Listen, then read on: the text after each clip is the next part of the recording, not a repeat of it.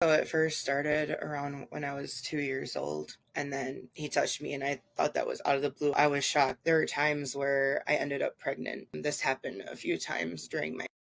So he would me over the borders. My stomach started hurting, and him and his brother started kicking me. My baby was still in between my legs, and found a old shoebox, and I put the baby in it. So it first started around when I was 2 years old till I was 14, 15 years old. This was the time when he got married to my aunt. I love dancing. I was in dance for over 10 years when I was younger, and I love singing too. This was like totally out of the blue when my mom excused herself to go to the bathroom for just a few minutes. And we sat down for a little bit, and then he touched me, and I thought that was out of the blue. Didn't know, I was shocked, and I didn't know how to explain it to my mom. We went back on dancing. Fast forward a few years to around when I was 5 years old. There was this hallway because we had an unfinished basement at the time.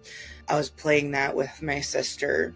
He somehow sneakily came in back into our house and looked at me and my sister with these really creepy looking eyes. I just looked at my sister with those eyes like, go get help. So she went upstairs. That's when he touched me again inappropriately. By the time my sister called for help and that he was already gone, my mom was like, that can't be. How would he be able to come back? That just doesn't make any sense. So there are incidents here and there. So he would touch me where my aunt that married him wouldn't see. So I would go on walks with him and her, and he touched me inappropriately there. Like 7 or 8 years old, he started incorporating his brothers and his dad, and they started doing more. He started, me and his brothers and his dad would try to coax my girl cousin on the phone, pleading. She wouldn't necessarily say come over so I don't have to